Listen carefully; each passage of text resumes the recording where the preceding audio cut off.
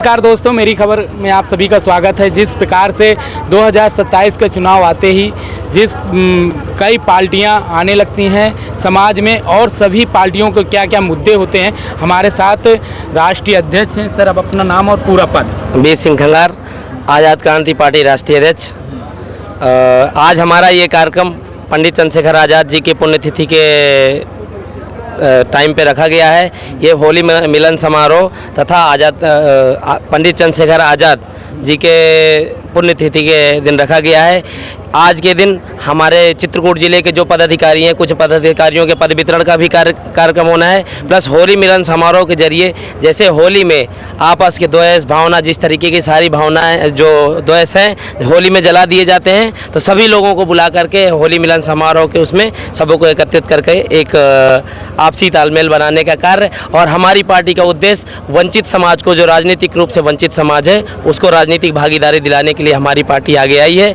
और हम पूरे चित्रकूट जिले के सभी वंचित समाज के भाइयों को, या क्रांतिकारी भाइयों को का आह्वान करते हैं कि आएँ, अपनी पार्टी ज्वाइन करें और अपनी आवाज़ स्वयं बुलंद करें। आने वाले 2026 चुनाव में हमारी पार्टी चित्रकूट जिले में अपने अधिक से अधिक बीडीसी और डीडीसी उतारेगी और अधिक से अधिक लोगों को जिताने का कार्य किया जाएगा। तो अभी जैसे आपकी नई पार्टी है, क्या कोई चुनाव चिन्ह अभी आपका? नहीं, चुनाव चिन्ह हमारा अभी अप्लाई होना है। चुनाव चिन्ह 2027 चुनाव के लिए मिलेगा। 26 चुनाव जो पंचायत चुनाव है उसमें चुनाव चिन्ह नहीं मिलता है, लेकिन अभी हमारा 2-3 महीने में चुनाव चिन्ह आ जाएगा।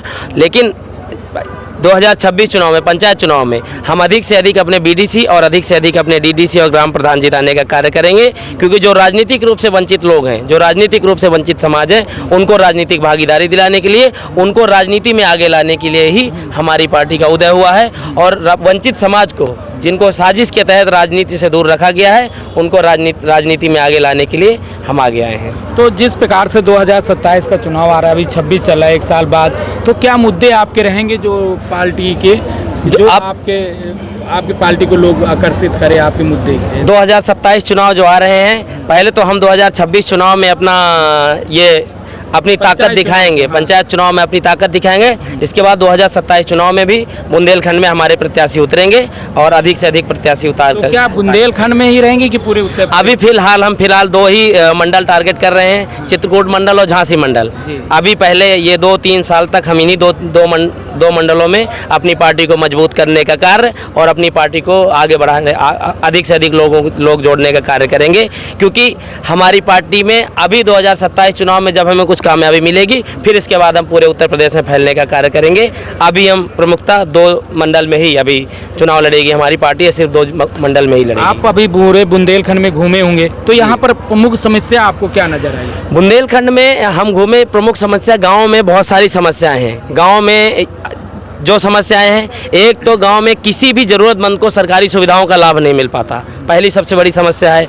दूसरा सबसे बड़ी समस्या है प्रशासनिक समस्या। हर जगह आज की डेट में, हर गांव में बहुत ज़्यादा प्रशासनिक समस्याएं हैं। उन समस्याओं से जूझने के लिए, उन समस्याओं के खात्मे के लिए ही हम आगे आए हैं।